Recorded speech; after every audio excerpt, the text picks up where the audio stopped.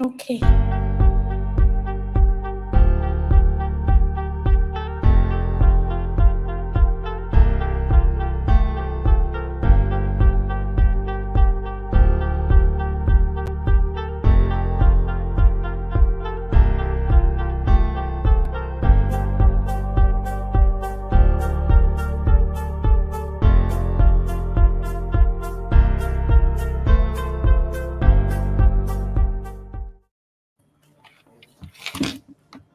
Okay.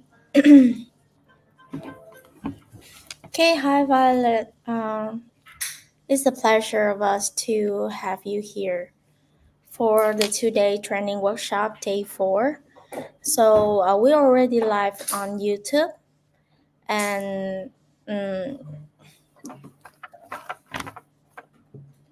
and of course, like before we move into a part, I just want to introduce a little bit about us. So I'm Carol, and I will support to be the host for the today training workshop day 4. The zero knowledge proof, ZK and Rushed. So it's a pleasure to have you here. And we have the purposes of we're doing these training workshops online is that we are about to have a Vietnam Rush Hackathon in the next June with GM, which is really one of the biggest conference in Vietnam. And of course, we will gather a lot of builders and also developers community to join in for the hackathon in order to do the join in the competitions. So this is really essential to provide them about the knowledge of zero knowledge, Rust language, and also for the communities to get awareness or get more insight when they come to like hackathon competitions and also Rust languages and zero knowledge and everything. So it's a pleasure to have you here. And of course, let me introduce about you a little bit to the audiences who watch the live today. Uh, is that we have Violet here. He's also a competition advisor, independent ZK researcher, and security auditing with extensive experience. So I think you can introduce a little bit of yourself to the audiences first. Hello, my name is Violet Vintage. I am a security researcher and zero knowledge proof auditor. I've been writing Rust implementations and zero knowledge since around 2018, and yeah, like I know quite a lot about zero knowledge proofs. Mhm. Cool. Okay. I think I will do a little bit of translation to the Vietnamese communities. So maybe like after you speak something, and I will translate one by one to them. Okay. So I will translate about what you just introduced about your about you. Okay. Thì hello các bạn, cũng đang xem live ha, thì mình cũng sẽ phụ trách để mình dịch về những cái gì mà cơ bản khi mà Violet trình bày về phần Zero Knowledge Proof á, thì Violet hiện tại đang là một cố vấn và nhà nghiên cứu về ZK độc lập, và cũng như là những cái security về bảo mật nè, và cũng có khá nhiều kinh nghiệm rồi, bởi vì bạn đã từng viết Rush từ năm bạn kiểu như gần 18 tuổi, và cũng như là biết cũng khá là nhiều về Zero Knowledge Proof. Thì hôm nay bạn sẽ ở đây bạn sharing với mọi người. Okay, right. So I think for your part is that you will be sharing about zero knowledge tooling, right? So so I won't let you wait any longer, and I won't let the audiences to wait any longer. So I will leave the screen and also the presentation for you to share about zero knowledge tooling. Okay, great. Okay. Oh, sorry, let me translate what I just told to tell you to the audiences. Sorry. Thì phần của bạn Violet sẽ là phần giới thiệu về ZK tooling. Thì về phần này thì mọi người sẽ được hiểu hơn về giống như là overview về ZK nè, tổng quan về ZK nó sẽ như thế nào, cũng như là ZK tooling, hệ sinh thái của ZK tooling tổng quan sẽ như thế nào, cũng như là những cái experience, những cái kinh nghiệm khi mà sử dụng những cái ngôn ngữ ở trong ZK đó, như là circuit, hoặc là sẽ hiểu sâu hơn về prover, something like những cái như vậy ha. Thì mình sẽ nhường phần này cho bạn Violet, bạn sẽ sharing cho mọi người. Thì okay, Violet, you just sharing everything, and then if I need to stop you at the middle or something, I will let you know. Okay, thank you. Um, so I am here to talk about zero knowledge proof tooling in Rust, to hopefully get you up to speed on some of the like the tools that you can use to build in the upcoming hackathon. Uh, there are very many open source tools right now that have been built in various stages of development, um, both by companies that are trying to engineer zero knowledge and gain like market share, and by open source collectives. So actually, the number of ZK tools has become very large. However, I do think that there are a number of standouts among them that will make it a lot easier for you to be able to build good zero knowledge proof apps and to potentially improve on zero knowledge itself in some capacity. So I have split the tools that I'm going to talk about today up into three different types of tools. The first is circuit languages. So whenever you're building a zero knowledge proof system, you have to tell the computer how the constraints of the zero knowledge proof should be like structured. So the for instance, like stuff in this category is like circom. What these allow you to do is write in a language which is normally not Rust, but there are some Rust inspired options that we'll showcase today. Um, and then that language will compile down to an assembly language or directly into the constraints that are the sort of mathematical function that um, defines the zero knowledge proof. So the so in here we have a quite a lot of variety actually. Um, but generally speaking, these tools all sort of allow you to do the same thing, which is express basic mathematical relationships in terms that a zero knowledge proof can understand. Next, I'm going to talk about some provers. I think there are more provers than any other type of ZK tooling generally, because basically every single company uh, has its own variant internally that it has chosen for some level of trade offs. And then there are a number of research projects, and then there are also a large number of open source implementations. Um, but I think that there are sort of distinctive like provers that stand out from in their ability to be applied well.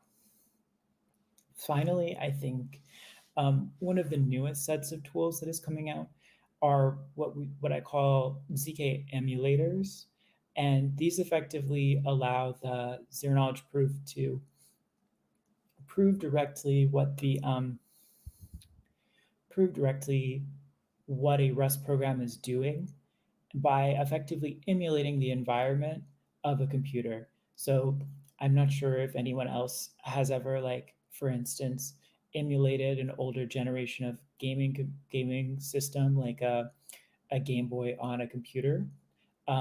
These are kind of similar. They like basically replicate the environment of sort of a normal program and then translate that environment into ZK terms. And so these, in theory, would be the easiest to use, but however, at the same time, they also come with some large types of disadvantages. Okay, so let's talk about the circuit languages. Okay. Um, Violet, can I like translate a bit about your content that you just speak to the audiences?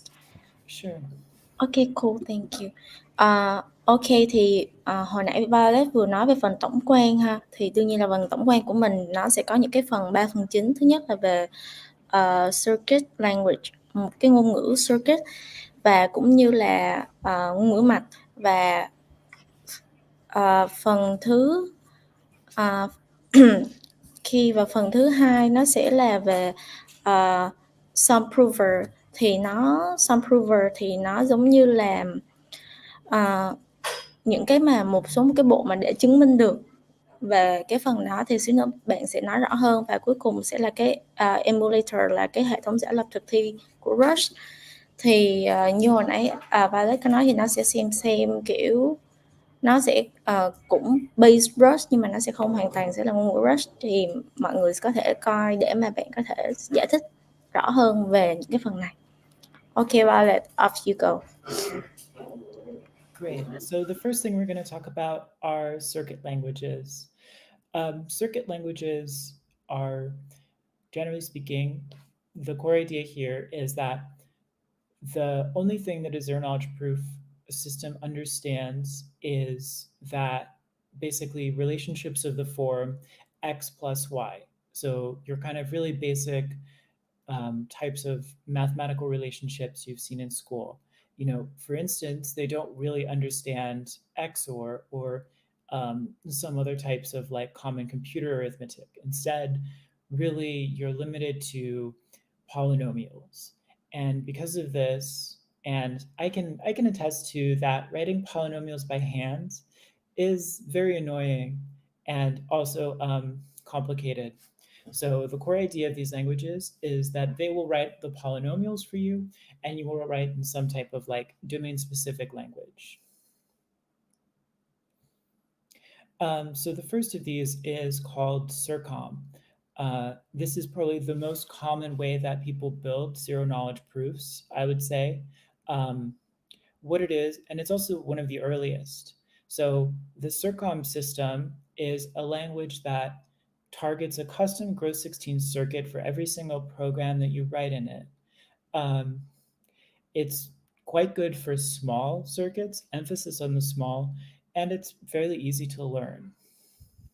So if like if we look at a like general circom program, what we have here is effectively a system that will lay everything out in memory, where the memory is kind of virtual. So it lays everything out kind of in a table, and then from that table, it like establishes relationships such as equality or addition or multiplication. And in general, in a zero knowledge proof, there are two types of variables. There are variables that are public, and the public variables in circom are defined as signals, which are inputs. And then there are variables which are outputs as well. The distinction here is it can be important, but these are both public variables of the proof system. And then in addition, there are assigned values that are non-public. And so if you have a non-input signal or a non-output signal, this will not be visible from the outside of the proof. So then whenever you want to do like an assignment in memory, all you need to do is write this like little arrow symbol, and the arrow symbol will do a constrained assign. So it will assign into a location in your memory table, and then it will enforce constraints on it as well. It's also possible to do an unconstrained assignment, but these are a little bit riskier. Secondly, we have this triple equal sign. the triple equal sign is sort of the core of a circom program.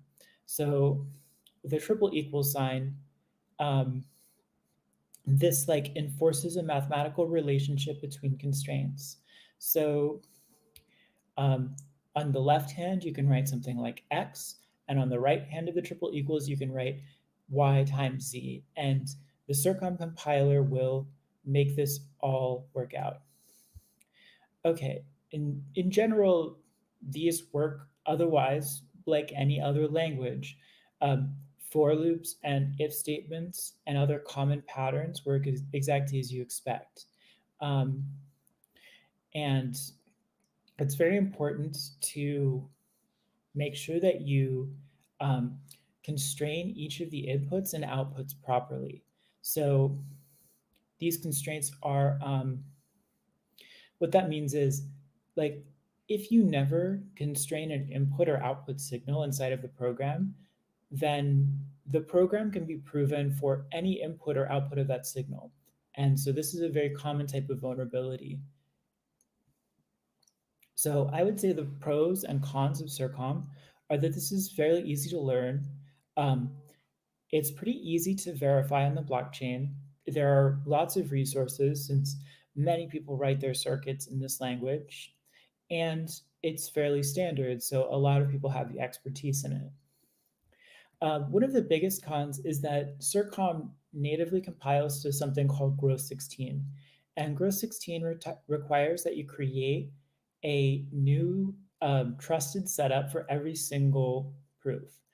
And depending on the type of application you're running, this can be quite annoying because the person who creates the trusted setup has the capacity to prove anything they like in your system. And so it's important to constrain their power by distributing the trusted setup. And lots of companies have done this, but running these like large distributed trusted setups requires a lot of coordination. And because it requires a lot of coordination, it can be quite a pain if you want to put something into production. I would also say another major con is that groth 16, the thing that this targets natively, is quite a lot slower than other types of proof systems. And finally, I would say that it is common for people to write fairly subtle bugs. The circom language is very direct, right? You're writing almost directly in the circuits themselves with only sort of a very thin layer of abstraction between you and the actual math. And because of that, occasionally people, and even very experienced people, write um, like quite unintentional behaviors in because they haven't accounted for everything. And so even though it is like quite facially easy to learn, it is important that if you use it for anything in production, that you actually understand the zero knowledge proofs. Cool. Can I have a few minutes to translate this? Okay.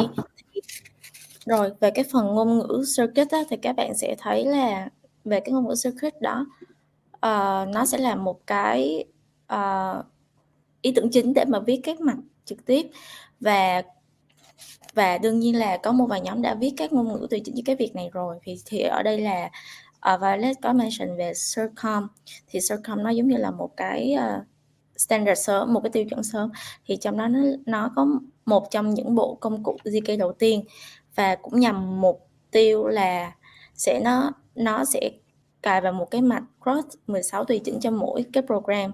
Và đương nhiên là nãy bạn cũng có mention là nó cũng khá là dễ để học nè, tốt cho các bạn nhỏ cũng là dễ để học. Thì Violet cũng có show ra những cái ví dụ về circom, thì cũng sẽ có những cái cách sắp xếp và những cái quy tắc. Thì có những cái câu lệnh if, những cái signal và những cái kiểu giống như là mấy cái ký tự á, thì ví dụ như là ký tự nhỏ hai bằng thì nó sẽ là một cách ràng buộc và an toàn, còn 3 bằng thì nó sẽ là thực thi một cách ràng buộc. Và đương nhiên là cũng sẽ có input và output đặt từng đầu vào và đầu ra.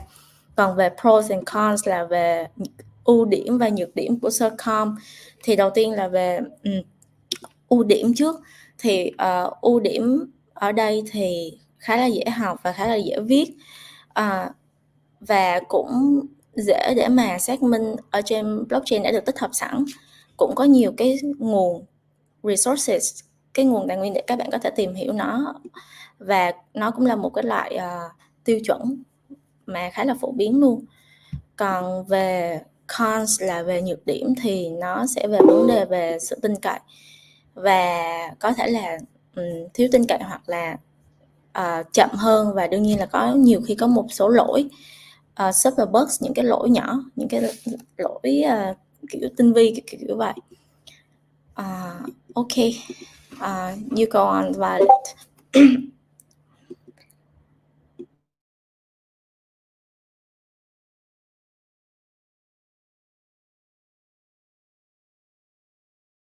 Sorry, Violet, you are muted. The next option we have is called Noir, and it's a slightly more complicated language that's produced by Aztec. Um, this system is kind of like circom in that it is a domain-specific proof language, but it supports multiple different proof backends, and so it's not limited to just Gross 16 or anything else that you can compile the rank 1 constraint systems to. And this has some like nice built-in features and is under active development.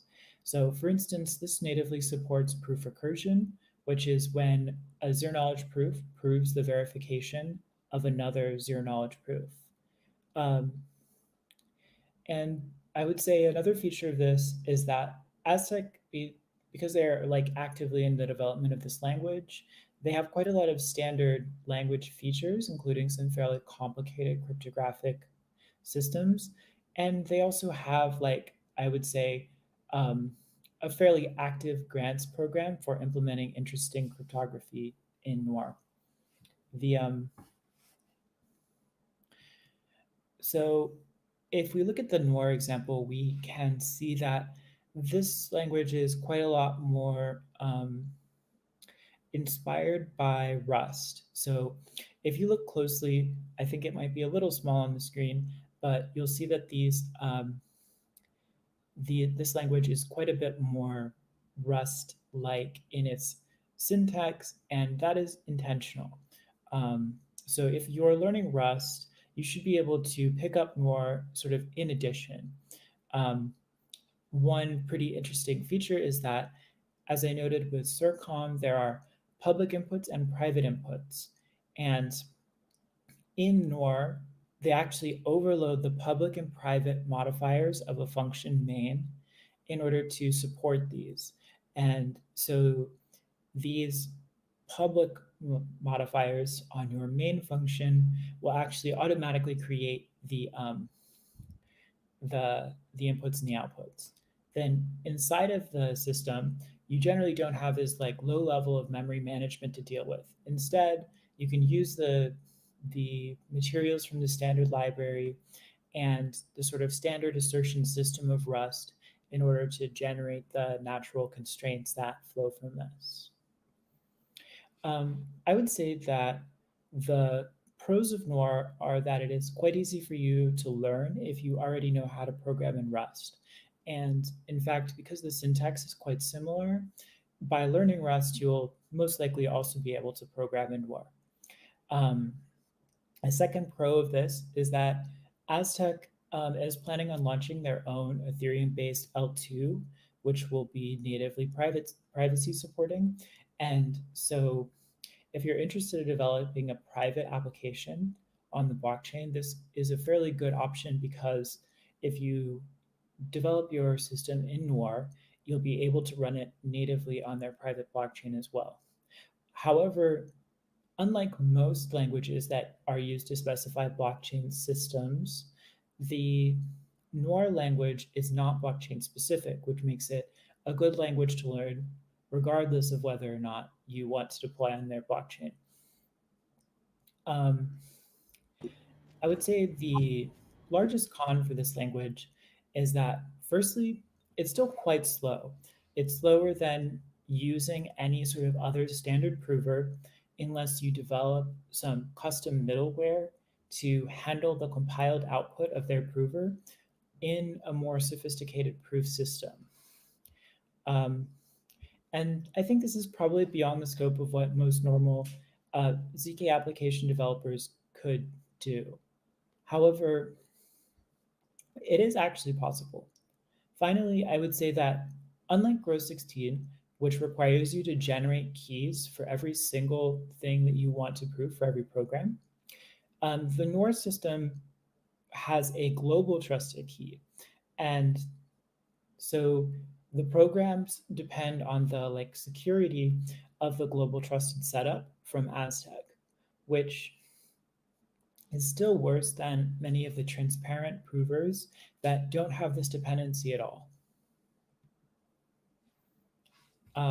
And finally, I'm going to give some honorable mentions that I haven't detailed in as much depth. Firstly, there's powder. Um, Oh, sorry. Sorry, Violet. Can I translate the Noir aspect first? Sure. Okay, cool.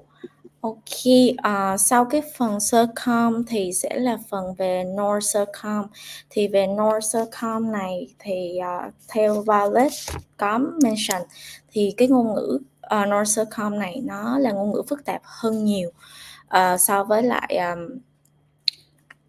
so với lại circom, và là nó là ngôn ngữ phức tạp hơn và hỗ trợ nhiều hệ thống proof back-end hơn, và nó cũng là mặc định là các biến thể của Blanc do Aztec phát triển, và nó cũng và Violet cũng mention là nó sẽ không có giới hạn với lại Grow 16, cũng như là nó có một số những cái tính năng ngôn ngữ nhiều hơn và có nhiều, và hiện tại nó cũng đang cung cấp những cái grant, những cái khoản trợ cấp, những cái grant program cho để mà có thể xây dựng những cái standard library. Ok, còn về ví dụ của Noir thì hồi nãy các bạn có thể thấy trên screen là Violet có share lại những cái về phần về ví dụ rồi ha. Còn nếu mà nói nhanh về cái ưu điểm và nhược điểm của Noir thì thứ nhất là về ưu điểm trước. Thì về ưu điểm thì Noir cũng dễ học và cũng dễ viết, và nó cũng là được inspired bởi Rush, là được nói chung là nó cũng sẽ based bởi Rush. Thì nếu mà các bạn đã học Rush rồi thì cũng dễ học và dễ viết cho cái ngôn ngữ lập trình này. Về syntax thì cũng khá giống, có thể viết CK hoặc là cho Aztec là high native, và những cái standard library thì nó cũng có nhiều thư viện, nhiều cái library về cryptography hơn. Về cons, về nhược điểm thì nó vẫn chậm hơn so với những cái bộ proven cutting edge proven khác, cũng như là phải phụ thuộc vào cái nó đang bị phụ thuộc vào cái sự tin cậy toàn cầu của Aztec, cái global trusted key á. Ok, Violet.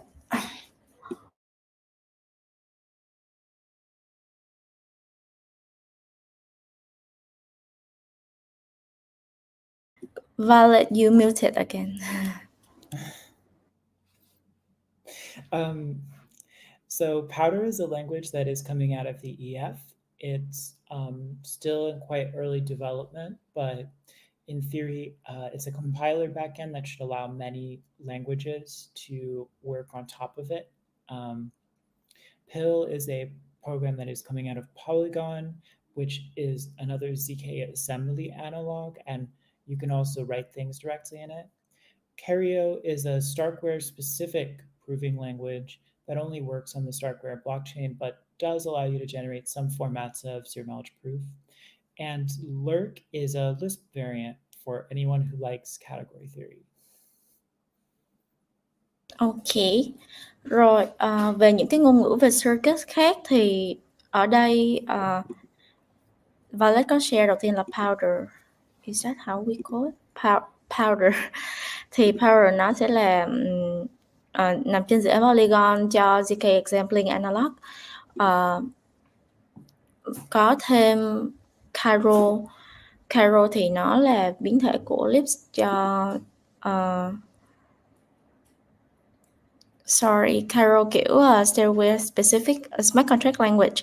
Còn về những cái ngôn ngữ khác như là Lurk thì nó sẽ là biến thể cho Lisp cho ZK, và cũng như là PIL, Polygon Projects for ZK Assembly Analog.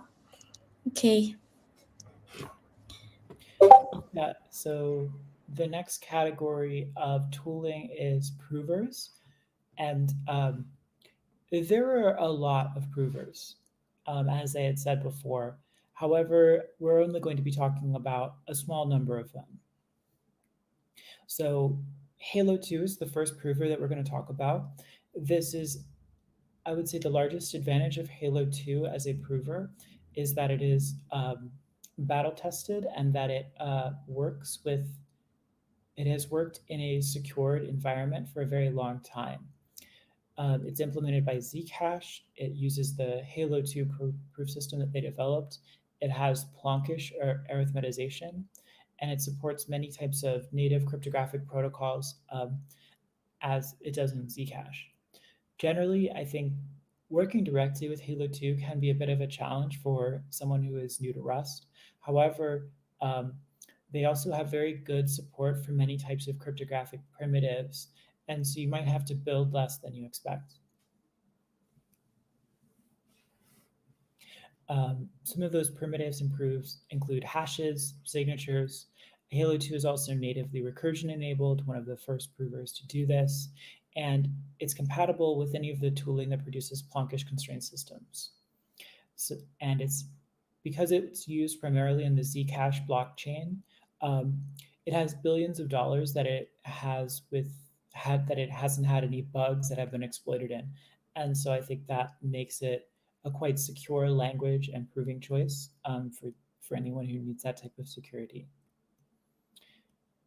The next prover is called Plonky 3, which Plonky 3 is a product that is developed by a subsidiary of Polygon, and it uses very fast proofs. So it produces very fast proofs, and I think it's probably the fastest prover in production today. So it uses arithmetization and Starks, and has a strong emphasis on recursion. In fact, like the way that they support large programs is that they just recurse every time they need to access more memory. And finally, we have ArcWorks. I would call ArcWorks kind of a toolbox. This is one of the oldest implementations of zero knowledge. It's the library that the most common Grow 16 implementations are from. And it has some very accessible APIs to build sort of general purpose cryptography on top of. And for that reason, this is a very good way if you want to implement some of your own cryptographic primitives to build in Rust, because like the API here is quite good. And finally, like a lightning round, each of these I think are much less applicable to new programmers, but you might see them named in discussions about zero knowledge proofs. So firstly, there is Binius, which is a very new conceptual paper which has very good support for binary operations like XOR and AND. Next, there's Lasso, which is about a dozen provers that have been slowly incrementally changed over a long time and incorporated into other provers. Then there's Spartan, which is a prover which is very fast, but has very large proofs as well. And so most people don't use it because the proof size is too large to be practical. But it is, but if you have an application that doesn't mind large proofs in terms of the data size, it can be very useful. The next one that I would call out is Hyperplonk, which is like under development by Expressive Systems and is Plonk, but it uses hypercubes. and it uses a technique called multilinear expansion on polynomials in a way that makes it uh, interesting to look at. Finally, uh, there are uh, Hodor and Sharp. These are two provers which are specific to the blockchains of Matter Labs and Starkware specifically. Um, I think generally you shouldn't try to use these for other projects, but you might find them useful as references.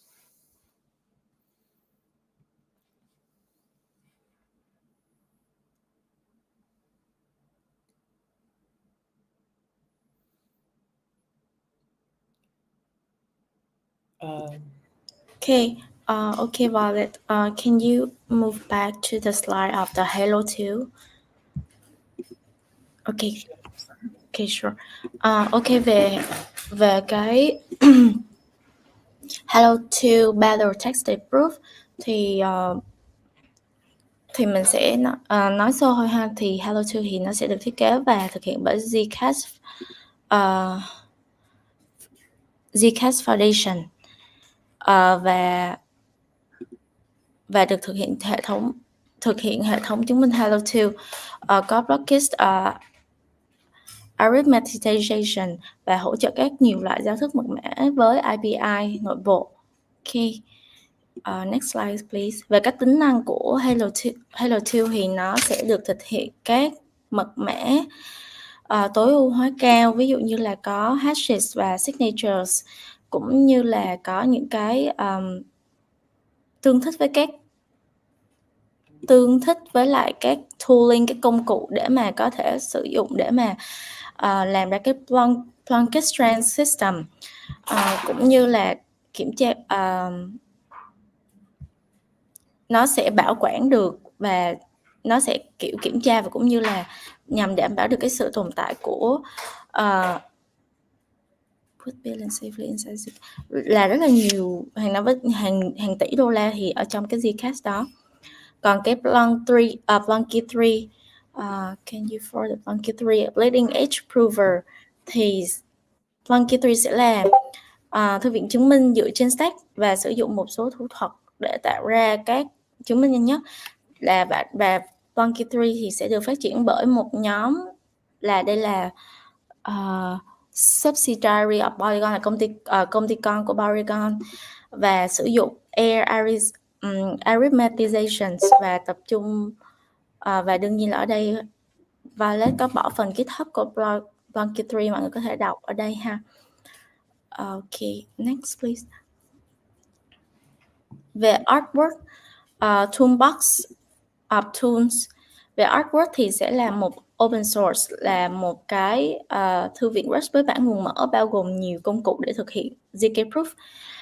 Có thể thực hiện có Groth 16 và một số các hệ thống ZK khác. Và đây là một trong những cái bộ library được dễ xây dựng nhất, nhưng mà các bộ chứng minh thì không phải là nhanh nhất. Ok, các bộ mà prover á, nó sẽ không phải là nhanh nhất. Ok, và đương nhiên là có những cái bộ prover khác, ví dụ như là Biniast, Hyperplunks, Latrogenas với lại Spartan thì mọi người có thể coi ở đây. Ok, you can just go on. Emulator. So the third category of tooling that you might find very useful for building new applications are what I call ZK emulators. So these are ZK systems that allow you to directly prove Rust programs without changing anything at all.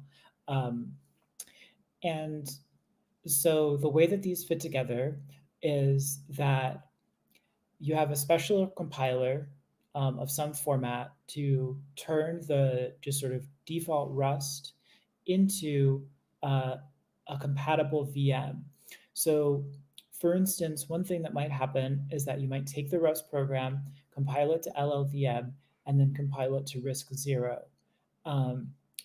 Then with that VM that they are specifically building support for, you write zero-knowledge proof circuits for each of the VM steps. So every time you run an opcode in the VM, such as add or or shift, you run a specific like command and ZK, and each of them is verified. Finally, there is a prover setup that is specifically designed to handle those steps. So this gives you a specific advantage because it allows you to write Rust programs directly as they are and then just translate them into ZK without doing anything else or touching ZK at all. One particularly interesting way you can use this is to match sort of the security guarantees of pre-written programs. So for example, a program like TSL or something else that has been implemented for a very long time might have like specific guarantees about how many bugs it has, and you don't have to re-implement it necessarily to do a ZK proof of it. In theory, they can be faster even than non-special purpose built circuits. However, that is not true in practice. So generally, this is the large trade-off of ZK emulation, is that you can write programs like any program you want. However, unfortunately, it tends to be much slower. So there are 3 teams and corresponding open source proof systems which have been developed to do this. The first is RISC-0. This is the first team to attempt a full RISC-V ZK emulation. And they have, I would say, the most tooling support and developer support. But they're also theoretically the slowest. The benchmarks between the 3 of these projects are contentious. And so, like, I'm not going to say which one is the fastest. However, SP1 claims that their prover is faster, and for certain tasks, it is certainly faster. And finally, I will give a shout out to Jolt, which uses a very specific type of special proof system to make this very fast as well. And effectively, what it does is it uses very large lookups to look up the results of every single opcode in a very large table. And so theoretically, it matches the behavior of the operating system more closely because there aren't constraints on each individual step. So in conclusion, these are the 3 things that I think you can use to develop some type of ZK applications. First is languages. These will let you develop the most simple ZK applications and are quite easy and quick to use. The second are, if you want to implement something more complicated, you might want to work directly with a Rust prover of ZK, and which will work and is much more customizable. However, it might be quite a lot more work. Finally, there are emulators, which are the quickest way to verify pre-existing software, but do run more slowly than the other 2 options. Okay, that's the last slide.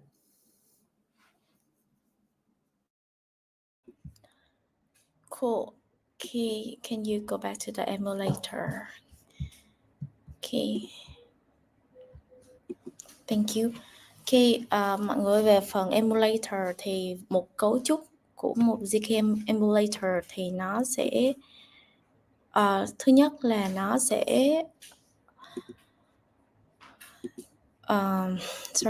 thứ nhất nó sẽ là một cái trình biên dịch đặc biệt để mà có thể chuyển từ Rust thành VM tương thích, mà có nghĩa là kiểu chuyển từ Rust thành ZK mà không cần phải sử dụng bất cứ một cái gì mà đụng tới ZK hết, và cũng như là cái sẽ chuyển qua một cái VM tương thích RISC-V. Về circuits, mục đích của circuit sẽ là build, xây dựng nhằm chứng minh được các bước của VM, và nó cũng có một cái bộ thiết lập chứng minh để tối ưu hóa cho những cái nhiệm vụ này luôn, là có nghĩa là mọi người chỉ cần chuyển từ Rust và chuyển thẳng qua ZK chứ không cần đụng gì vào ZK. Còn lý do tại sao mà lại dùng emulator, can you do the next slide please? Thì đầu tiên, why do ZK emulation? Về tại sao lại giả lập thì đương nhiên là để viết một cái chương trình trực tiếp bằng Rust hoặc các ngôn ngữ cấp cao khác thì sau đó mà mình sẽ không cần bất cứ một kỹ thuật gì thêm, như mình đã mention là viết Rust and ZK mà không cần đụng đến ZK. Và đương nhiên là nó cũng đảm bảo được an ninh, đảm bảo được cái về phần security cho các program mà mình đã viết trước, ví dụ như là để xác minh TSL. Còn nhưng mà trên lý thuyết thì những cái chương trình này nó vẫn sẽ nhanh hơn so với những cái circuit mà không có, nó không có kiểu không có sorry, nó sẽ không có special purpose circuits. Okay, next slide please. Và có nhiều cái team mà họ đã three most developed emulator thì đầu tiên có RISC, SP1 và Violet cũng có shout out tới Joy, bởi vì Joy nó dùng một cái mã nguồn mở A6TZ mà dùng một cái bảng lookup rất là to để mà có thể lookup những cái opcode ở trên đó. Còn hai cái còn lại thì không, Violet không có sure là hai cái này nó có nhanh hơn hay không, nhưng mà cái Joy thì họ làm rất là nhanh, cái đó rất là nhanh, và cũng như là họ dùng một cái bảng lookup bự để mà lookup những cái opcode ở trên đấy. Okay, cool. So, rồi, okay. Okay, so it's time for thank you for your slide and about the introduction overview about ZK tooling, which is really helpful, I think, to the audiences who are joining today, which give them more of the knowledge. And I think we'll move to the time for the QA, question and answers.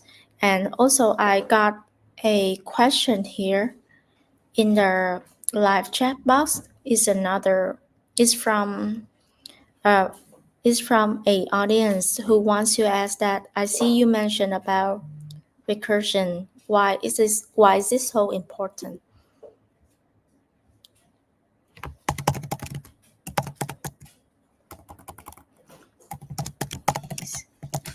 Sorry, can you unmute, please? Sorry. There are a number of answers to this question. So there are some technical limitations on the size of a program which is compatible with provers. So if you expand past a certain memory size, the prover can no longer run for complicated mathematical reasons that I don't want to explain. But in addition to that, recursion is also very useful for privacy and for aggregation.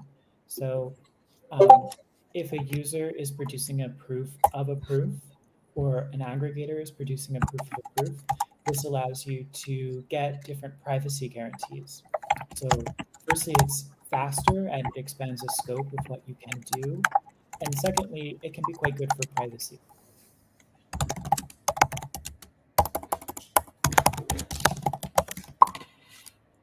Okay.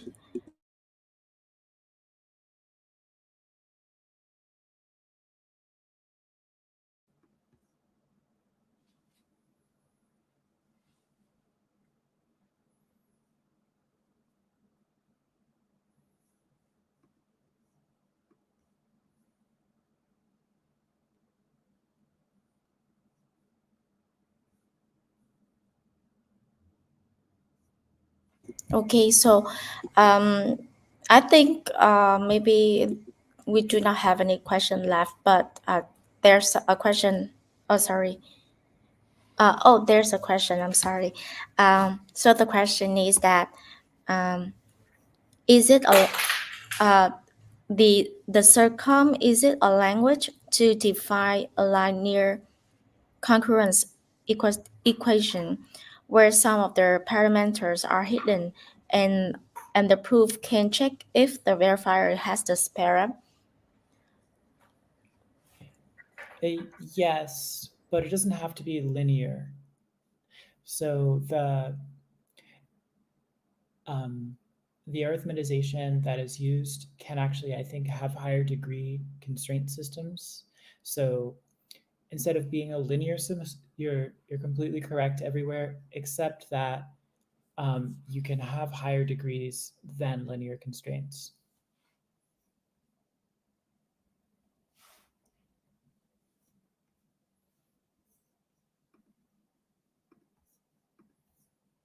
Okay, cool. So back to my question at the earlier is that we have a lot of teams doing the hackathons in the Vietnam Rush Hackathon, upcoming Rush Hackathon. So do you have any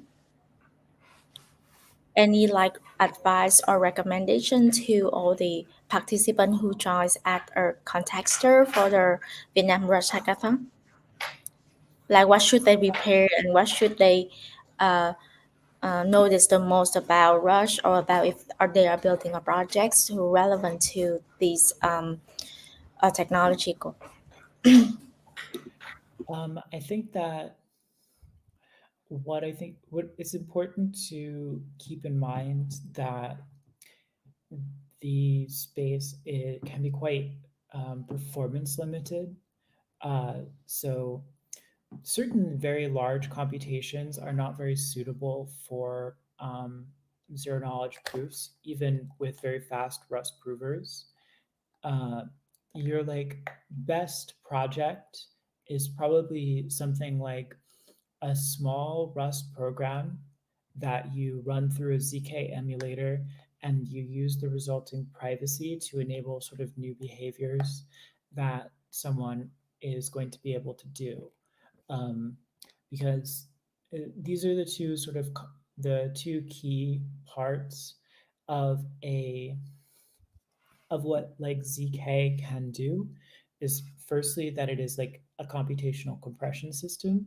So you can export work from one person at like a huge increase to the computational cost. Um, and the other one is that it is like hiding. So it can like enable new privacy systems. Um, so in general, these are your two most fruitful ways to look for ideas on what to build, is to focus on how can you move computation from one person to another person, or how can you like hide information in a way that is useful to your users. Cool, thank you. That's really helpful. And I think there are more questions for you in the chat box. Is that um, what are the trade-offs between circuit depth and the circuit width, wide, sorry, and how do they impact proof generation time? Um, yeah, this is a very specific question in some ways because most of the proof systems that are more modern don't generally have a trade off between circuit depth and circuit width. Um, for instance, in arithmetization, which is the arithmetization that is used for the fastest provers today, circuits can be defined recursively, so they can be sort of like making them twice as long uh, is actually perfectly fine. Whereas, like, making them, and you could also use some techniques so that making them wider is also not that big of an influence. I think with the new speeds that you see in more modern proving systems, um, a lot of the times this question isn't as relevant as it was in some of the earlier ones. However, if you're still working in something like Growth 16, I think uh, the answer to this question might be more complicated.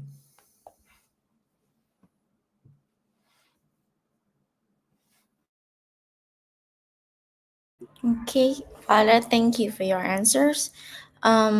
Another question is that have you wrote ZKP with Hello Tulip?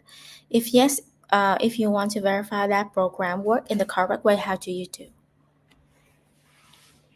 Um, so if you've written a ZKP already in the sort of native Halo 2 constraint system, so using their own internal APIs, all you need to do to verify that program is just then run the Halo 2 prover that is already sort of there for you. Um, I think the trade off of working directly with the provers is that since you don't have any high level information, it is like it can be a little bit more difficult to generate those proofs directly. But at the same time, many like this is how the Zcash circuits, for instance, are developed. Is they're written sort of manually inside of the sort of native API of Halo 2.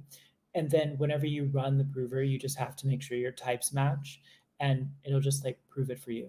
So, um, whereas like with something like circom or Noir, like you can pipe this into multiple different proving systems. Um, so yeah, I think if you do have like something that you've already developed for the internal API of circom, you really shouldn't have a problem because all you do is call prove um, in that API. Okay, cool. The next question is that sorry, can I have your thought on what are the challenges of integrating ZK circuits into existing blockchain protocols? Well, I think the thing is you have to understand the reason why you want to do that. So, for instance, one big privacy around integrating for one one big challenge about around integrating for privacy reasons is that blockchains really struggle with private state because if you have something like a Uniswap pool, um, it's not really generally possible, even with ZK, to conceal the usage of an individual user. And the reason for that is actually quite simple. Um, the Uniswap pool is actually like a global state object. And so if I trade with it and I conceal the execution of the Uniswap program, like, but on the blockchain in public, you can see that the pool's balance is changed by a specific amount as it is executing, then you haven't actually added any privacy by concealing the execution of the Uniswap program. So I would say for privacy purposes, one of the challenges of integrating ZK well into the blockchain is actually adapting the models of sort of normal smart contracts to work with them in a private way. Um, and on the computational compression side, the biggest problem is hashes. Like like zero knowledge circuits don't like XOR or like shift. So it makes it very annoying that all of Ethereum is built on top of them. And so I think that's probably still one of the biggest performance things is that if you could find a way to be better at doing those, that you will always do better at verifying things that are relevant to the blockchain.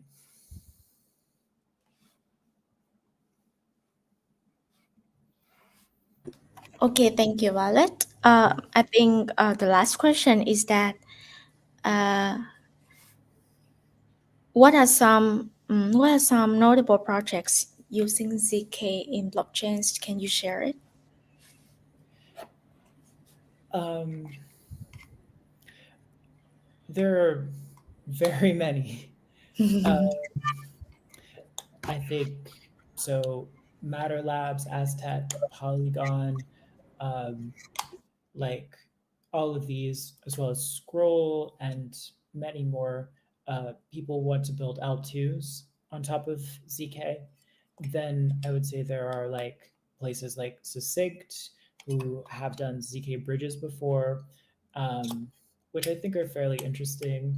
Then there are like places like Axiom who are doing ZK co-processors, which is a fancy way of saying that they are doing kind of like special purpose computation off chain and then posting proofs of it.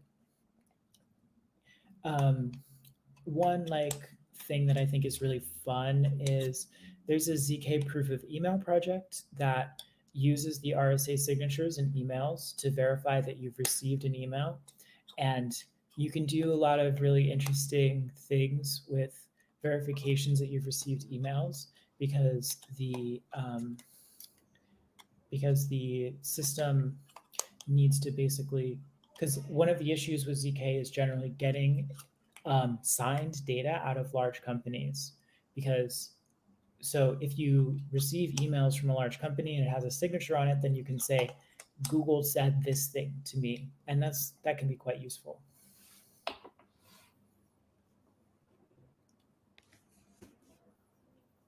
Okay, got it, valid. So I think that is the Q&A for your sections today, and I really appreciate your participant today to sharing and also answer all the questions that are given to you.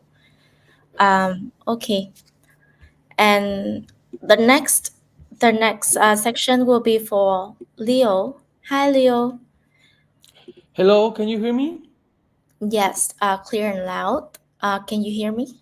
Great. Yes, indeed. Very nice to be here. Thank you for inviting me. Thank you for spending your time to participate here with us.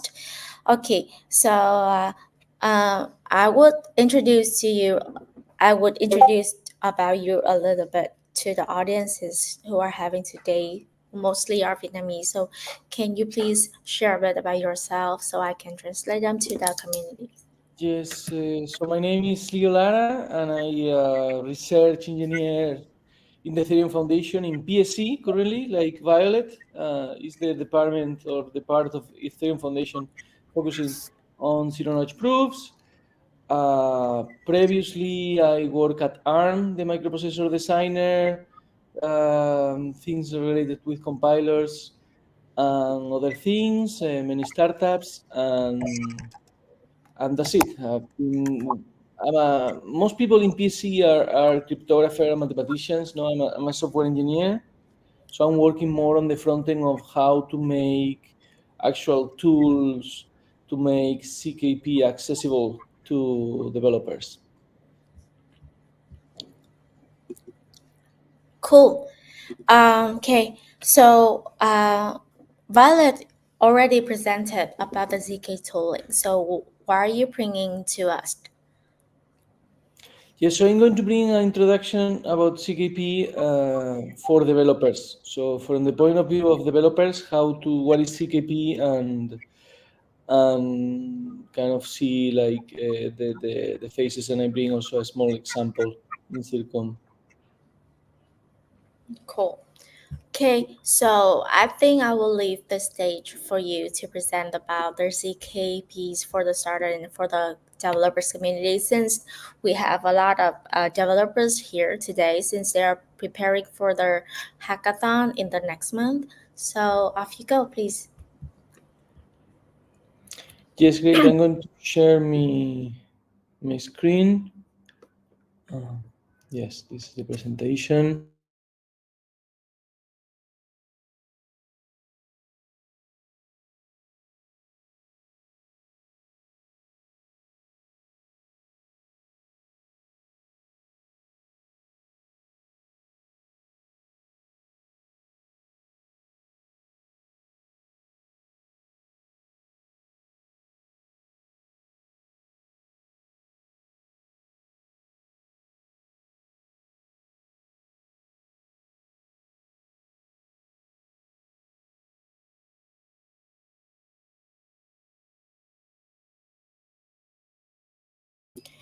Vấn đề kỹ thuật một xíu nhé các bạn, để mình kêu anh Leo vào lại.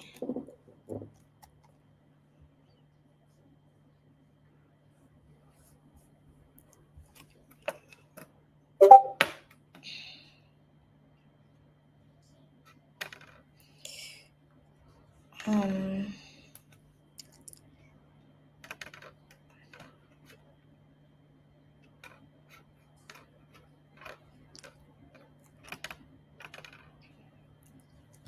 ok, vấn đề kỹ thuật ạ.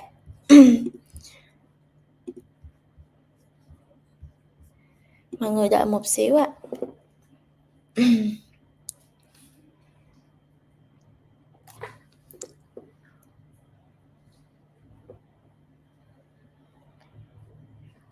Trong lúc đó thì mọi người cũng có thể kiểu đặt câu hỏi về những gì mà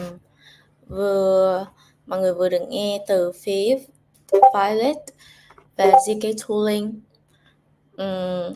circom, Noir, những cái ngôn ngữ lập trình mà hồi nãy mình đã vừa nghe được, thì mọi người có thể đặt câu hỏi, ban tổ chức có thể chuyển câu hỏi của các bạn cho phía Violet luôn, và khi Violet đã trả lời thì có thể transfer lại cho các bạn ở trong Discord group, cũng như là có thể nhắn cho các bạn để các bạn có thể giải quyết được những cái vấn đề về thắc mắc về những câu hỏi đó. Ok, để xem anh Leo vào lại được chưa.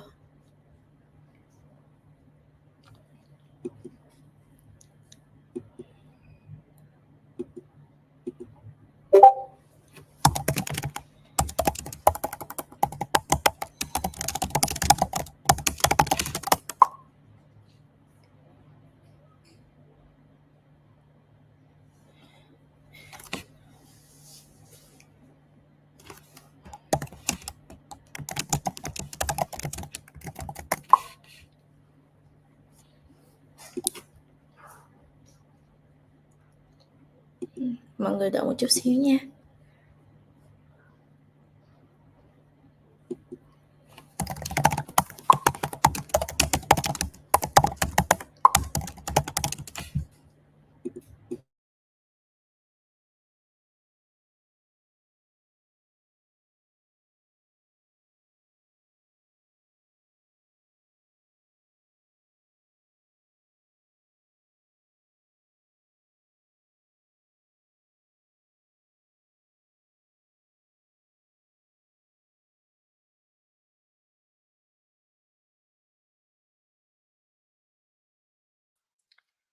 Hello, can you hear me? Yes, I cannot hear you. Yes, Okay, we have you back here. So happy about that. I've been waiting for you. yes. Cool. You I can have share. to put a stronger VPN. Yes. Yeah, no worries. You Yeah. can share the screen now. So let me see if it's working. Mm.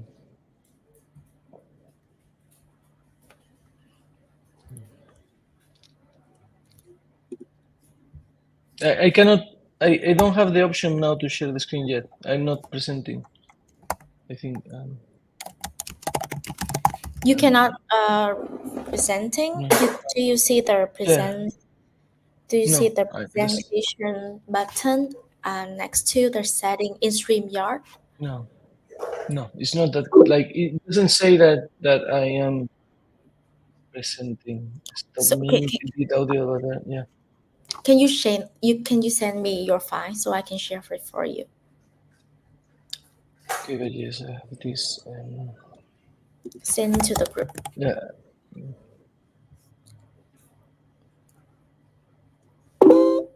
Yes, I'm sending the image of this situation. And this is the slide. Let me make it public. Where did you send it? Did you send it to the I group? haven't sent it yet. I'm making it public. I send it to Vivi. Oh, okay. Okay. I just send the slides to Vivi.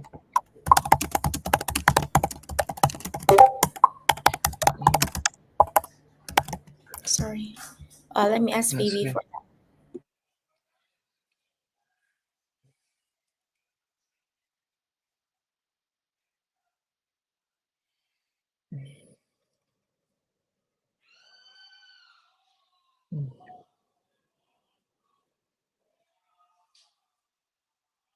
Okay, I got your file here. Let me try to share it from my side.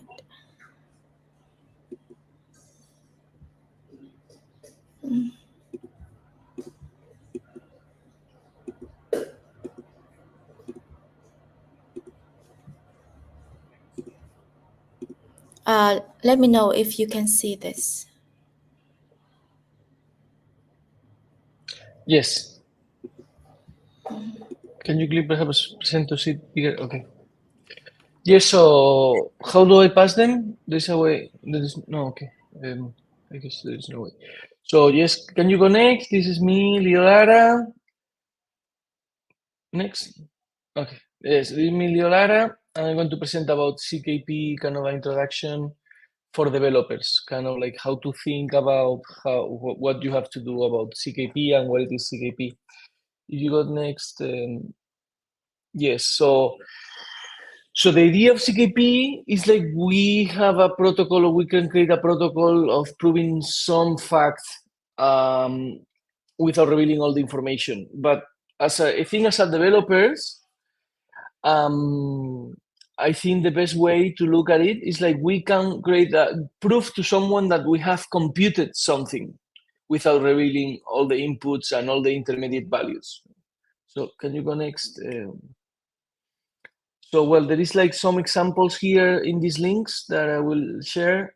And if you go next. Yeah, so there is an example that is kind of very easy to understand, no? Like kind of a Bob in this example is colorblind, you know, and Alice, Alice is colorblind, and Bob wants to prove to her that he can distinguish two balls that are red and blue, that Alice cannot see the difference. So she kind of show both balls to Bob, and she puts them at her back and then shows them again, and then Bob can tell her whether he can see whether she has swapped them or not. So he can tell her, and after, because she knows that she has swapped them or not, after several times, probabilistically, if Bob has been right every time, she can be sure with a high probability that Bob actually can see the difference between the balls. So that's kind of example of kind of like proving. So Bob in this case is not telling Alice which is the red or which is the blue, no, but he's proving to Alice that he can distinguish them. So this is kind of a proof example that there is a way to prove something without revealing all the information. Can you go next? Yeah, so talking about what this is used for, what is this useful for, and what is it used and being experimented to, I think there are like three main areas. Privacy, so we can use this to create protocols that kind of prove certain facts without revealing everything. Scalability, so unverified computation. So because I can prove you that I have computed something, and normally, if you want to make sure if I have computed something correctly, you need to compute it again and see if the result is the same. But with CKP, if verifying a proof, it takes less time and less effort than actually actually doing the computation. You can use this for scalability. Someone can create a proof that the result of a computation is something, and to make sure that actually that's the result of a computation, you just need to verify the proof. You don't need to execute the whole computation. And then you can use it for interoperability and trustlessness between systems. So you can because different systems doesn't trust each other, can trust the proof, and then can be sure about facts, perhaps in that from the information from the other. This is, for example, can be used for bridging between blockchains, between L1 and L2, etc. And secret rollups is a use of this interoperability and also this scalability, no? Because like secret rollups are based like, okay, I compute this CKP proof of a blockchain of a block in my L2, and then I submit it to the L1 to the smart contract, and the smart contract can verify it. So in the end, like the correctness of the block of the L2 has been verified by L1, and you are kind of getting all the security guarantees from the L1 in the L2. Can you go next?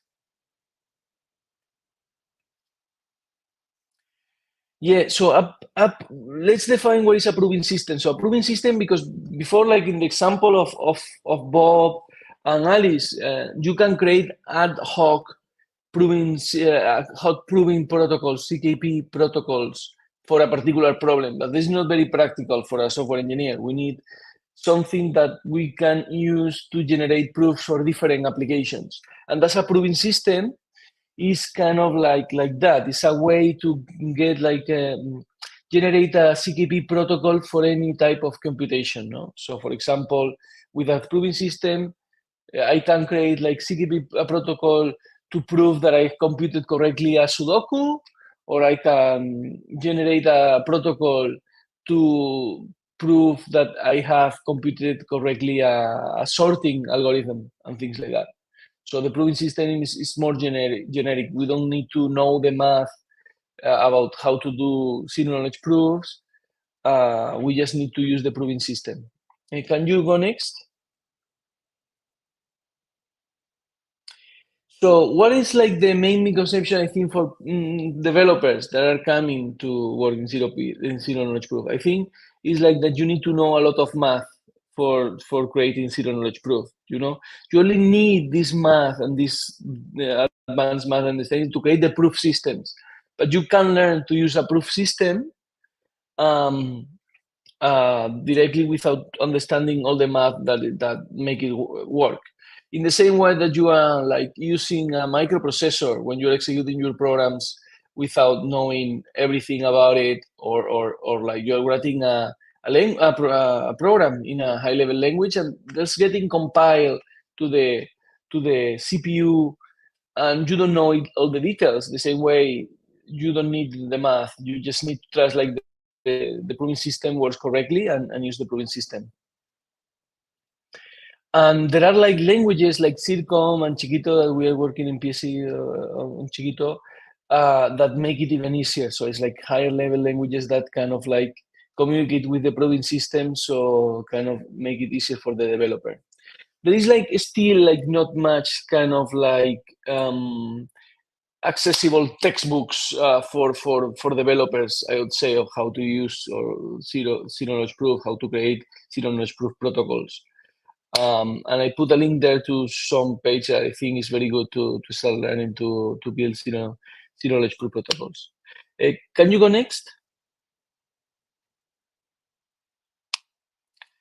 Yes, so let's see, like for a developer, like you're a developer, and I'm going to explain you kind of like the components you need to understand. Sometimes these are called in different ways by different people in different contexts, but I think this is a kind of like the basic building blocks if you want to learn to build your own zero knowledge protocol. No, so in one hand we have the witness. So it's like kind of the data of the computation. So it's the data that involves like the input, the output, but also all the intermediate values that we are computing. So there is a way, perhaps, like if you study computer science instead of math, like to see this, like the witness could be seen as the trace of the computation that we are trying to prove.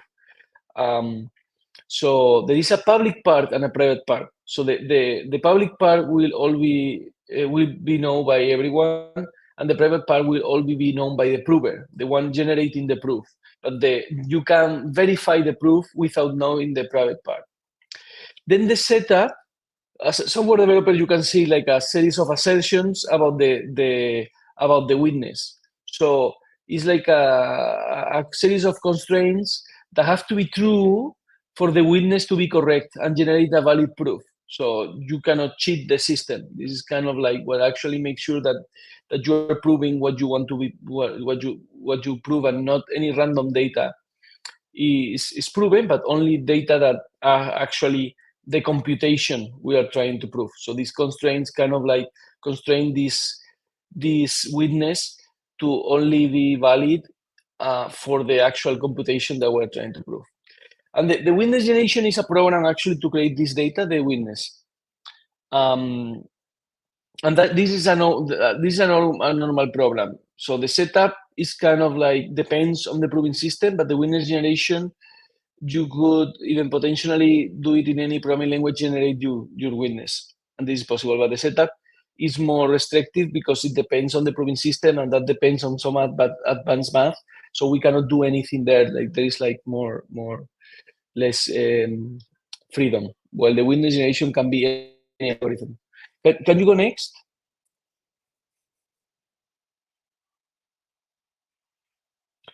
So there is given the setup, the proving system is going to create a pair of keys, and both are public, the proving key and the validation key. And with those keys and the proving system, you can create, with the proving key, you can create proofs, and the proving system, and with a correct witness, you can create valid proofs.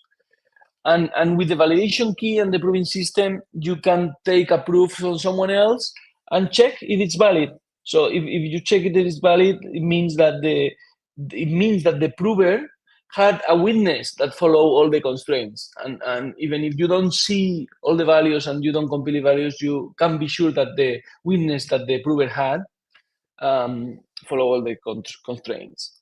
And then like that's I kind of like went ahead of myself, no? So the prover is a system or a person that using the proving key generates a proof, and then the validator with the proving key can validate the proof and make sure that the prover had a witness that follows all the setup constraints, but the validators only see a part of the witness, the public part of the witness. Can you go next?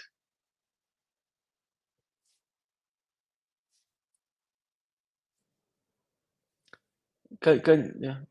So, well, are there, before going here in more details, no, that you can see here, there is a scheme.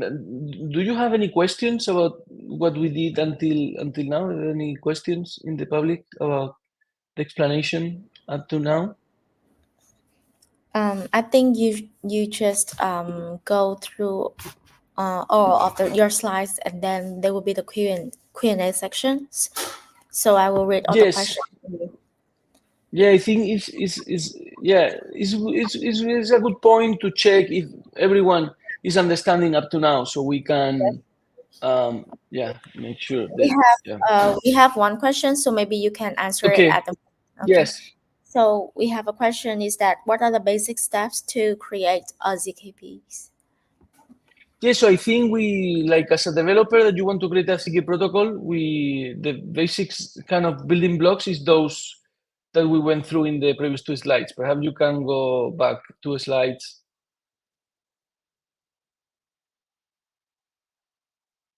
Back 2 slides here. Yeah, so we have the witness, no? There is the data, the setup, there is the constraints on the data, and the witness generation, there is a program to generate this data. And then if you go next, no, we have the proving key, the validation key, and the proof, the prover, and the validator. Those are the building blocks that we need to understand. If you have like a question about anything in particular about this, or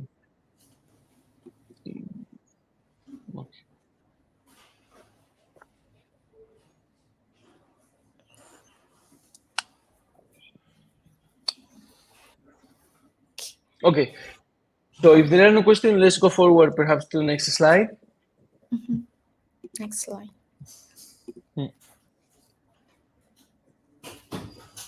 Okay, yes. So let's think. We have in the left, we have an algorithm. Okay, let's start because we are like software developer. We're thinking from this point of view. We want an algorithm. We want to create a zero knowledge protocol to prove that we have computed this algorithm. And part of the data from the input, the output, and the intermediate values is going to be public, and some is going to be private. So only the prover is going to know all the data. So that's like what you see there. The witness at the top is in the middle is the data. So only the prover have the whole data. The verifier will only see the instance. The instance is what we call a part of the witness that is public. Okay, so we start from the algorithm, and we basically need to construct 2 things. No, the witness generation, that is a normal program that from the input computes the witness, computes all the data. So you can see actually as the actual algorithm, but also kind of keep track of all the intermediate values, all the steps, and the witness contains kind of like all the steps. And then that's the difference in a zero-knowledge protocol. We need to build like what we could call the circuit, or this is the process of, instead of programming, arithmetization. So in this way, here in this process we create a series of constraints. We express in this in the kind of like in the proving system. We express like a set of constraints that only that will be true only and only if the witness is valid. And that's like the only and only is very important, no? Like we want like to make a better perfect protocol. We want a protocol that only proves things that are actual valid witnesses and that also doesn't reject valid witnesses. So that will create the circuit, no? And then these boxes with the sites, these boxes with the sites are part of the proving system. So the setup process would be to take the circuit, and from that would generate the proving key and the verifying key. Okay, with that, like we can do like the things with a star can be done many times. No, the things that we are talking here, like the creating the witness generation and the circuit and the setup, are done once, but then you can, for different inputs, repeat the same process. So for an input of the algorithm, let's say like we are creating the protocol for proving that we have the solution for a Sudoku. Okay, so the input would be like the Sudoku without solution. The algorithm is solving the Sudoku, and the arithmetization would be like the constraints on the data that only a valid Sudoku would follow. Like only this is a constraint that only if this witness is a valid Sudoku solution will be true. So then for each empty Sudoku, I mean unsolved Sudoku, there will be the input that will go into the witness generation and will generate the witness. That is kind of the solved Sudoku with all the intermediate calculations we have needed to do to solve the Sudoku. And then the prover with the prover with the proving key can take the prover from the proving system, the software from the proving system, and the proving key can take this witness and can generate a proof and the instance. So the instance will be like the part of the witness that we want to make public. That in this case is just the unsolved Sudoku. And the proof proves that we know the solution for that Sudoku.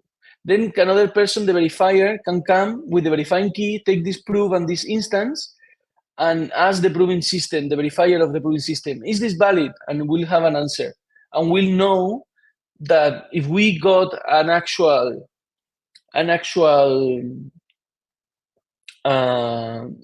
proof of if the prover had a witness that was actually correct what followed the circuit, we will get like from the verifier that the proof is valid, and then we will know that the prover had a witness that was a solution for that Sudoku without having to solve the Sudoku ourselves. Like we will know that the prover, and we can see this as kind of like hashing computation, no? I don't know if that's kind of like clear. We are kind of verifying that there is an original computation that was computed, and we can know that was computed, but without knowing the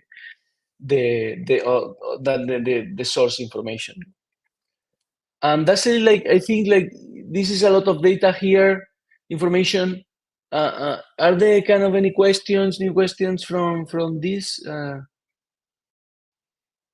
Yes, I have a lot of questions here in the Okay. chat box of YouTube Live.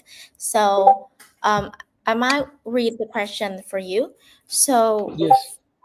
first is that if I'm building a ZK circuit for a specific cryptographic functions, what are some best practices to ensuring its security?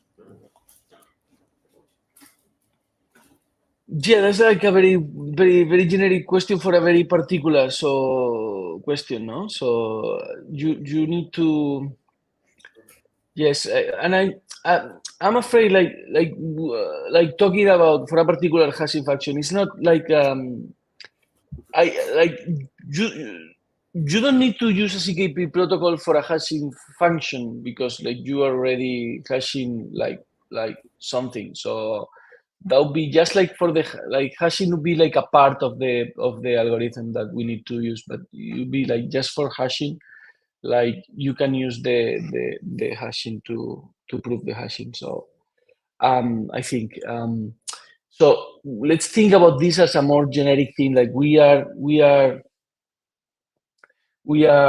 creating a protocol for any algorithm. We can create a protocol for any algorithm, not just like something related to cryptography. Okay, and that like the circuit, this is one of the big open problems is soundness. How to make sure that there are no witnesses that are valid under the circuit, but there are actually wrong computations of this algorithm. They are not like the valid computation of this algorithm. How we are make sure that we are not missing some constraint. We are not. So there are like usually two problems that you can under constrain. Can have like less constraints, and then you are kind of allowing Edil prover to generate a fake witness somehow that follow the constraint that you have, but those constraints are not enough. So actually, the computation is not a valid computation, and it can be over constrained. So in that case, you can add some constraints that are really unnecessary and can make that some valid actual witnesses doesn't generate a valid proof. No, so those are the two problems of generating actually like a correct circuit. And it's kind of like there is no we are starting ZKP and there is no like kind of like magic bullet. And it's still very heuristically and very kind of like checking manually that you are reasoning everything correctly. There are like people researching on formal verification. So we can describe the algorithm formally and using formal verification, automatic formal verification to prove that the circuit is actually sound. But this is still, yeah, in some systems it's being used and it's like a tool, another tool, no? But yeah, there is no magic bullet for this. Another question? Yes, thank you. I'm about to Yes. unmute my mic to speak. Okay. Thank you Okay. because I hope that the answers can like satisfy with your answers. So the next question will be, um, can you describe a simple project or exercise to get started with ZKPs? Yes, so we are going to see an example of a very simple proof at the end. Yes. So yeah, like very simple. Yeah. Mm. And something else. Oh, okay. Oh, and could you give some example about verifying key or proving key? Are these used in VS, somewhere or somewhere else? Are you this use or where? Are these used in Fiat or somewhere else? What is FIA? Fiat is like Fiat is like I don't know maybe, but in my understanding, Fiat is like like paying Fiat is like USDT or something. No. Like paper money. Yeah. No. No. This is not. This is not about money or I repeat. This is like any algorithm. TKP are about algorithms. Oh So no, you can relate them. Okay. oh no, Fiat Fiat Samir Fiat Samir. Fiat Samir is used to create the proving systems. So the proving systems, I don't know if all like they use Fiat Samir, yeah. But that's like not from the developer that use creating zero knowledge proof protocols doesn't need to know Fiat Samir. There's like a different. One thing is the cryptographers that create proving systems, and with another is as developers, we don't need to really know much about that math. Yeah.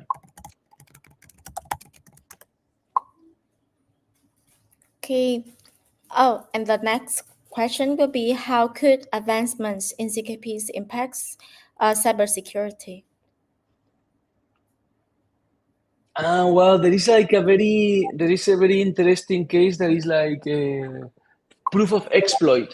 So there are some people working on this. Like you can create zero knowledge proofs that you have exploited, like you have find a hack in a smart contract, and that way with this zero knowledge proof you can even block a smart contract. So you could submit the zero knowledge proof that you have done the exploit, and that way you are not revealing the exploit.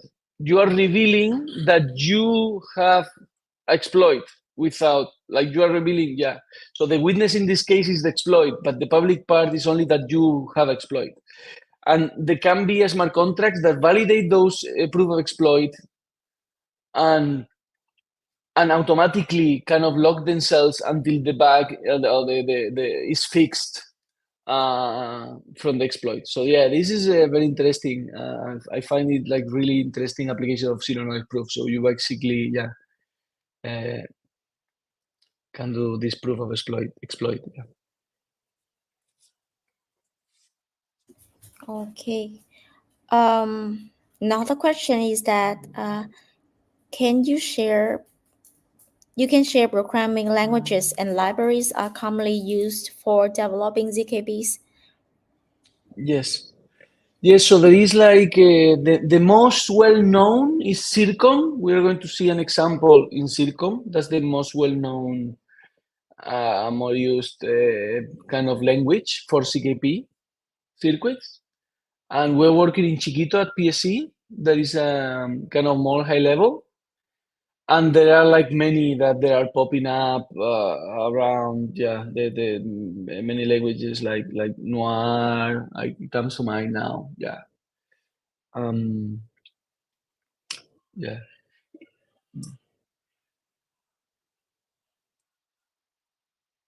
Okay, and another question from my side that I already asked Violet about this is that there's a lot of teams and participants who joining here today, and they're about to have the hackathon. Of course, they're joining the hackathon now, but we also have a demo days in next week. In the GAM conference, the Vietnam Rust Hackathon. So, do you have any advice or any things like a tips or a consultant for them in order during this hackathon? I think if it's your first project, perhaps a good idea to start now with Circom, because you are going to find more documentation. If you want to do like, and try to start with something small and simple, and yeah, obviously, yeah, but yeah, I think you can find more material, more explanations about Circom. Yeah. Yes, I think that's a tip. Yeah. Yes, So, because like ZKP is a I know like ZKP is a language, but in Vietnam communities are really like is not familiar to most of Vietnamese developer uh, yet. So like in these sections to introduce about ZK tool with Violet and with you about ZKP for starter. So it is very helpful for us developer because ZK is really quite new to Vietnam builders communities. So that's why we start with Rust in order to get more awareness, and then ZKP will be like more presence in the developers communities. yes. Okay, let me check with more questions. But I mean, Rust is not a CKP language specifically. There are libraries for CKP in Rust, but it's not like, I thought the question was about CKP languages. Like, yeah, like they are like only for CKP. Like Rust is a language for every that you can use for anything. And Mhm. many proving systems are written in Rust. Like many proving systems, and I think the last version of Circom is written in Rust. So indirectly, you are using Rust also if you are using Circom. Yeah. Okay, got that. Um, Yes. Let me check if there are more questions in the chat box. Um, We can go to the next slide, and then the rest of the questions we can do them at the end. sure, Yeah, sure. I think, Okay, yeah. I will. I will let you continue your Yes. slide. Yeah. Let's go to the one. Yeah, I think so. This is like a very simple example. Now we talk about the example. So the usually here I put like so we prove that we know x that follow this equation, no, and we make the y public, okay, and you can see like the witness we call like the witness have like many elements that we call them sometimes each of them a signal. So and in circom what we do to create like we create these constraints, but we are constrained on the constraints in circom because we can only do like polynomials of degree 2, let's say, like to explain it very simply. So in the code of the right, you can see the triple equal is usually I'm pointing at these things. So yeah, but the triple equal in the slides on the right. So that's like what create the constraint. So that's like the circuit itself. So we say like x time x we assign to a signal that is called x squared, and then x cube we assign it to x cube. So we make sure that these are kind of like always in the witness that there are all these elements x squared, x cube, and out. That is y in the equation, no? And then with these triple equals we define which witnesses, which set of these four values are valid. So they have to follow these equations. As long they follow these three equations, that we cannot, like you say, why we use x squared and x cubed. This is part of the proving system that uses circom, restrict that we cannot use more than one multiplication in one of the constraints.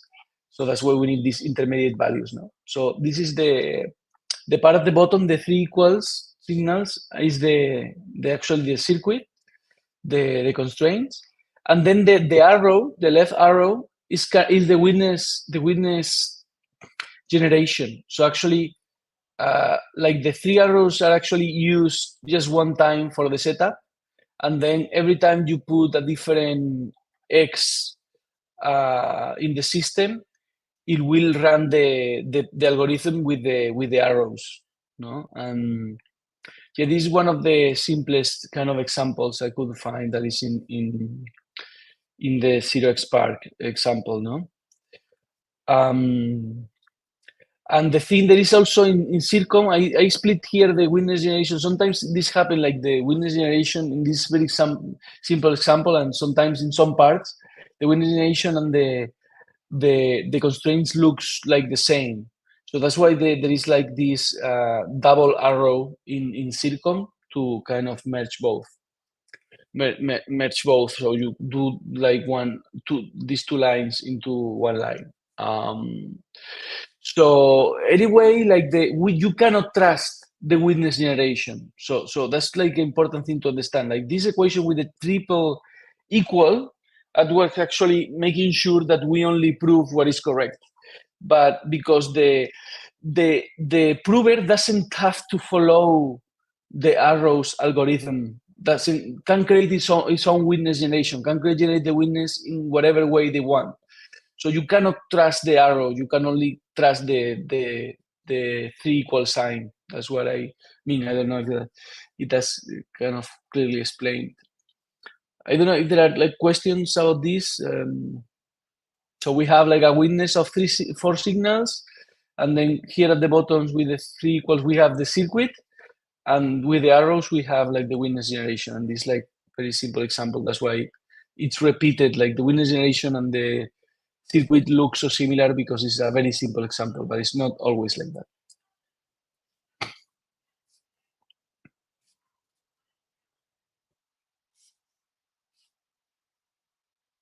Any questions about this? Yeah, I think you should continue with your slide. We haven't received any question from here. Okay, good. So let's go to the next slide. So yeah, so this is kind of a summary of the math that you need to do those CK circuits, like you don't need to know. You don't need the same level of math that is required for doing cryptography and creating the proving systems to use the proving systems. So it's very simple math. So like all the values in the witness are in a prime field, okay, with a very very big prime, no, and you can check like the basic operations of a prime field to understand uh, what it what it is, and understand, because it's not like in normal computing. They are not like binary numbers, but in some way you can use like a simile to binary numbers, so it works kind of like very similar. So in the same way, like the maximum number you have like in a binary is 2 to the number of bits minus 1 is the maximum number. So you have from 0 to 2 to the number of bits minus 1. Here the maximum the maximum number you can have is p minus 1. And in the same way, in a binary system, like if you go over to the number of bits minus 1, it goes around, start arranged around 0. That's what is called an overflow. So here is kind of part of the system. This overflow is not a error, it's kind of part of the definition of how the finite prime field works. So to see it with more examples, we can use like a very small number for the p that they will be practical for zero-knowledge proof, but usually a number like the one we have at the top. But let's see the sample. So in the prime field of 7, we'd have like the numbers from 0 to 6.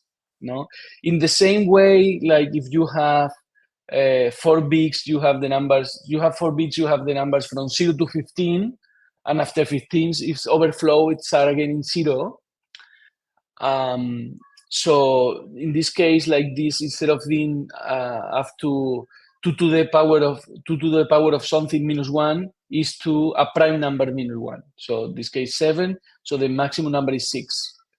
And yeah, it goes around. So 7 is kind of the same as 0, we can say. So if you add 6, you add 1, it goes around and it goes to 0. And if 8 is the same as 1, no? If you add 2 to 6, it goes to 1. And then we can do multiplication the same way, just like going around with the overflow. And to do subtraction, we need to think like what is the inverse, the inverse, the addition inverse is what you add that gives you 0. So for example, minus 2 in this system would be 5, because 2 plus 5 is 0. So if you want to subtract by 2, what you do is to add by 5, because it's actually what makes the 2 go around to 0. And the division, we do the same with the inverse, no? So the division, if you want to divide by x, you have to know like x times 1 divided by x is 1. No, x divided by x is 1. No? So you using the same thing on the overflow, you can see like dividing by 2 is the same as 4, because 2 times 4 is 1. So if you start like 4 and you add other 4s, that will be like multiplying by 2, you get to 1. And yeah, and because a prime, like a 2 power of 2 is never a prime, there is no way this is going to kind of like match like computer registers. So that's one of the difficulties when you are like transforming an algorithm that is thought in the binary space to convert it to ZKP is very complicated, because like the witness value is never going to match this binary, and you need to do a lot of tricks. But there are like, for example, algorithms that are specifically thought for zero knowledge proofs that are easier to transfer to zero knowledge proofs. So yeah. And that's really all the math that you need to to use zero knowledge proof, to use a proved system. You really, like that's you need to really understand the math behind zero knowledge proof if you want to create a proved system. In the same way, you need to know a lot of computer science if you want to create a compiler, but you don't need to know all that computer science to use the compiler. And that'll be next.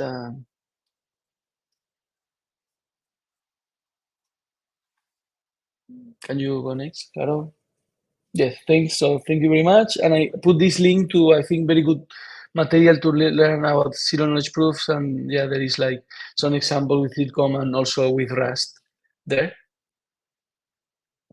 And that's all. And if there are any questions. Cool. Okay, let me check if there are more questions since you already answered a few questions during the presentation already. Okay. So for my side, that with the ZKPs, is there any during for the ZKPs like process? Do you have any challenges that you need to conquer, and can you share them? Yeah, I think the biggest challenge you get as a new developer into ZKP is that there is not like a good book from 0 to 1 for developers. Like most of the people working in zero knowledge proof now are cryptographers, are mathematicians, and they are thinking on the terms of how to build better proving systems. But they are not thinking in the terms of, okay, how we make this accessible to developers and how to explain this, how to use this to developers. So I think that's the biggest challenge. So basically, I learn from other people that taught me, because there is not like these zero Spark materials are good, but there is not really like a really amazing book to learn zero knowledge proofs right now. I hope there is now. Perhaps I don't know. Like was after I started, but yeah, like I have to learn like working with people on zero knowledge proof protocols with people that knew more already than me to learn from them. And yeah, that's kind of it. Yeah. And at the beginning, I was afraid, and I didn't really kind of. It took me more time to start because I thought that I needed to know a lot of math that I didn't need to know. Really, in the end, you don't need to know all this math to create circuits. This math is to create proving systems. So I think that's the biggest lesson I can give anyone. If you are scared, like all this like very advanced math, um, don't worry about that. You can write circuits very easily. And if you actually are here interested in the math, then perhaps you should think on working more improving systems than actually in using the ZKP, because if your interest lies more on the math. Cool. Very nice. Thank you for your advice. And also, I have more question for you here. Is that what is the significance of QAP in ZK snacks? Sorry, can you repeat? What is the significance of quadratic arithmetic programs QAP in ZK snacks? No, that's not specifically for second arts. Like certain, like the quadratic, yeah. So do you mean because like we saw in circom, we need to. The reason for the question is because you saw in circom, we need to have like only, only one multiplication in each constraint. No, that's the reason for this question. No? Or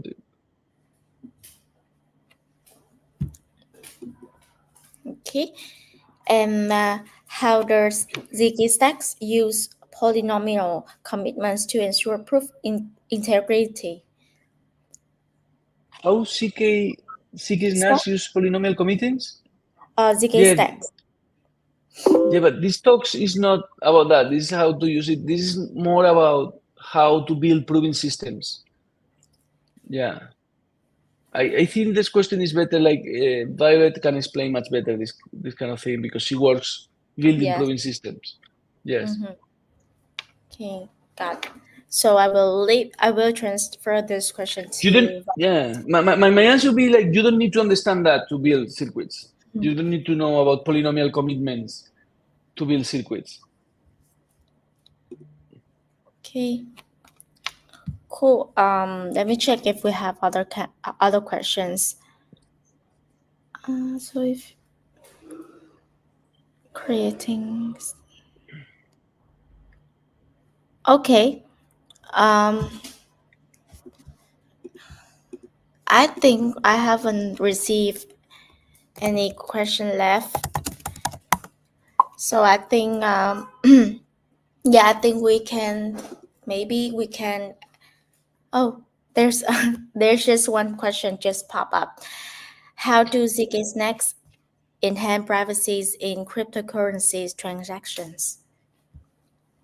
No sikisnas like zero knowledge proofs in general um, can be used for this. Like for example, you can see the example of Tornado Cash. I think it would be like very long, but you can in a smart contract kind of with zero knowledge proof disconnect the deposits from the withdrawals.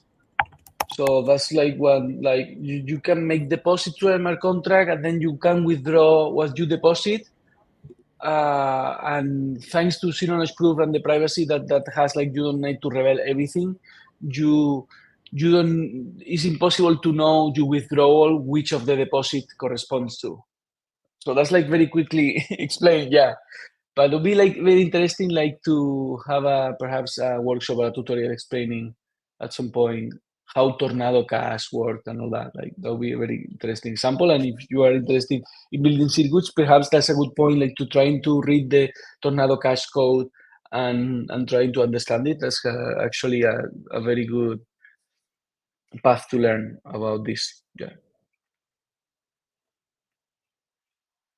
Okay, cool. Okay, I think that's the last question of us in today. And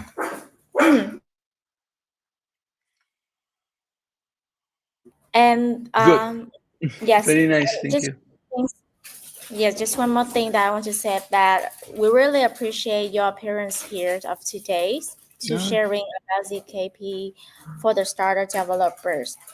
And if we have Yeah. other questions from the community side, I will let you know so you can uh, answer them to so I can transfer to the communities.